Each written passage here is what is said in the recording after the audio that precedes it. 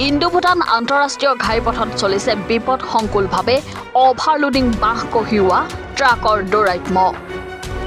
বাক্সা বজালিৰ 127 নং ইণ্ডো-ভূটান আন্তঃৰাষ্ট্ৰীয় ঘাইপথৰ দাঁতিত কাঠ ফুলাৰ দৰে গজি উঠিছে বাঁহৰ কোম্পানীসমূহ। পৰ্বতসমূহ বাঁহ কঢ়িয়াই নিয়া এই বিপদসংকুল পৰিৱেশ সৃষ্টি হোৱাত চিন্তিত হৈ পৰিছে বজালিৰ সচেতন মহল। এই ট্ৰাকখনলৈ মন কৰক, কেনেদৰে বিদ্যুৎ পৰিবাহী তাঁৰবিলাক হেক্টাৰে ওপৰলৈ দাঙি দাঙি অভাৰলোডিং ট্ৰাকখন কেনেদৰে গন্তব্যস্থানলৈ নিবলৈ ধৰিছে। এই উচ্চ ক্ষমতাসম্পন্ন বিদ্যুৎ পৰিবাহী তাঁৰ যদি ছিগি যায় বা অভাৰলোডিং ট্ৰাকখন দুৰ্ঘটনাত বাগৰি পৰে, ৰাস্তাৰ পথচাৰী বিনা কাৰণতে মৃত্যু নহ'বনে? ইয়াৰ দায়িত্ব কোনে স্বীকাৰ কৰিব? এইবোৰ দেখিও শুনিও নিমাত কিয় বজালিৰ আৰক্ষী প্ৰশাসন? ইয়াক লৈ চৰ্চা চলিছে এতিয়া সচেতন মহলত। মানে কি হয়, দুৰ্নীতিটো এনেকৈ শিপাইছে এতিয়া। দুৰ্নীতি আপোনাৰ চৌদিশে শিপাইছে।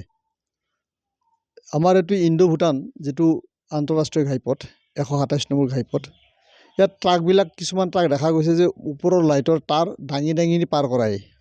ইমানে লোড দিয়ে গাড়ীত যে মানে হিচাপতকৈ বহুত বেছি লোড দিয়ে। আনকি ভূটানৰ পৰা যিবিলাক ট্ৰাক আহে, যিটো ৰঙা আখৰেদি লিখা থাকে BP বুলি, ভূটান প্ৰদেশ বুলি লিখা থাকে, তেওঁলোকৰ গাড়ীবিলাক খুব স্পীডত আহে। আমাৰ ট্ৰাকবিলাক বিৰাট স্পীডত যায়। এই ৰাস্তাৰ ইপাৰ সিপাৰ হওঁতেও আমাৰ ভয় লাগে। ইতিমধ্যে বহুত এক্সিডেণ্টো হৈছে এনেকৈ। এইবিলাকৰ ওপৰত কোনো ধৰণৰ প্ৰশাসনে ইয়াৰ কোনো ধৰণৰ ব্যৱস্থা লোৱাটো আমি দৃষ্টিগোচৰ হোৱা নাই। কেতিয়াবা মাজে মাজে কিবা কাৰণে ড্ৰাম চাম দিয়ে, কিন্তু হ'লেও এইটো অস্থায়ী হয়, স্থায়ী নহয়। আৰু দেখা যায় ট্ৰাকবিলাক ইমান বেছি লোড লয়, মানে ভাবিব নোৱাৰাকৈ লোড লৈ যায়। এই ক্ষেত্ৰত প্ৰশাসনেও ইয়াত কোনো দৃষ্টিগোচৰ নিদিয়ে বা তেনেকুৱা ধৰণৰ কথাবিলাক আচলতে আমাৰ বজালি বিভাগৰ প্ৰশাসনে এইবিলাক চকু দিব লাগে। চকু দিয়াটো দৰকাৰ। অকল বজালিয়ে নহয়, সিফালেতো আপোনাৰ যিটো ৰাস্তা গুচি গৈছে সেইফালেতো আপোনাৰ আল্টিমেটলি বোধহয় এইটো কিবা এখন কি ডিষ্ট্ৰিক্ট পৰে, এইখন বাস্কাতো পৰে। তেওঁলোকো তাত চকু দিব লাগে। তাতো চকু দিয়া দেখা নপৰে, ইপিনেও নপৰে। গতিকে এই বিপদসংকুলভাৱে গাড়ীবোৰ চলাই ৰাইজৰ যথেষ্ট অসুবিধা হৈছে। তাৰোপৰি বিৰাট অনিয়ম হৈছে বিভিন্ন ধৰণৰ। কি আৰু আমি দেখিছোঁ আমাৰ কংগ্ৰেছৰ ফালৰ পৰা, আমাৰ মানে বজালি জিলা কংগ্ৰেছ কমিটিৰ বিভিন্নজনে এই ক্ষেত্ৰত দৃষ্টিগোচৰ কৰিছে, কিন্তু আমাৰ কথাবিলাক এতিয়াতো গুৰুত্ব নিদিয়ে ন ক'লেও। কিন্তু কথা হৈছে কি, এইটো আচলতে চৰকাৰে বিভিন্ন দিশত কৰ কাটল লৈছে, হাৰাছমেণ্ট দিছে ৰাইজক, বিভিন্ন দিশত হাৰাছমেণ্ট দিছে। এতিয়াতো লেট্ৰিন কৰিবলৈ আৰু মুতিবলৈ যাওঁতে আপোনাৰ কৰ নালাগা হৈছে, বাকীটো চবতে কৰ লাগে। এনেকুৱা এটা অৱস্থাত এই ভয়ংকৰ ধৰণে ট্ৰাকবোৰ বিভিন্ন ধৰণৰ মাল বস্তু অভাৰলোড আৰু যিটো কঢ়িয়াই আছে, এই ক্ষেত্ৰত প্ৰশাসনে মাত নমতাটোৱে বুজায় যে তেওঁলোকে বোধহয় ওপৰে সেই মালিক সন্থাৰ পৰা, এই ট্ৰাকৰ মালিকৰ পৰা বোধহয় উৎকোচ লৈ পেলাই পাৰ কৰাই আছে নেকি, এনেকৈ এটা সন্দেহৰ অৱতাৰণা হয়।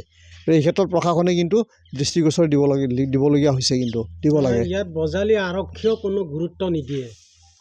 বজালি আৰক্ষীয়েও তাৰমানে ইয়াত কোনো মাত নামাতে বা কোনো ইয়াত বাধা আৰোপ নকৰে।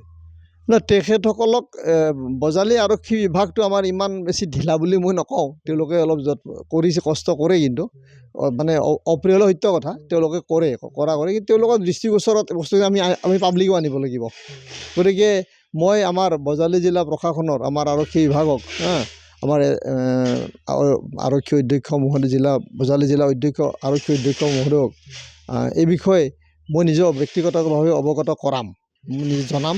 আৰু আজি এই আপোনালোকৰ এই অনুষ্ঠানৰ মাজেদি মই তেখেতসকলকো অনুৰোধ কৰিলোঁ মোৰ ফালৰ পৰা যে এই বিষয়টোৰ ওপৰত তেওঁলোকে চকু দিব লাগে, ধৰিব লাগে আৰু দোষী ধৰিব লাগে। কৰ কাটল লয়, কিবা লয়, এই ধৰণৰ বস্তুবিলাক অলপ দৃষ্টিগোচৰ তেওঁলোকে এইটো দৃষ্টি আনিব লাগে আৰু ধৰিব লাগে। আৰু এই বিষয়ত বিশেষকৈ এই খুব স্পীডত যোৱা গাড়ী, ভূটান ট্ৰাকবোৰ ইমান স্পীডত যায়, গাড়ীবোৰ ইমান স্পীডত যায় যে বহুত এক্সিডেণ্ট হৈছে ইয়াৰ আগতে। এই ধৰণৰ দৃষ্টিবোৰ আমাৰ বজালি আৰক্ষী বিভাগে লোৱাটো কিন্তু বাঞ্ছনীয় হয়। বজালিৰ পৰা সঞ্জীৱ দাসৰ ৰিপৰ্ট, এনি ভাৰত 24।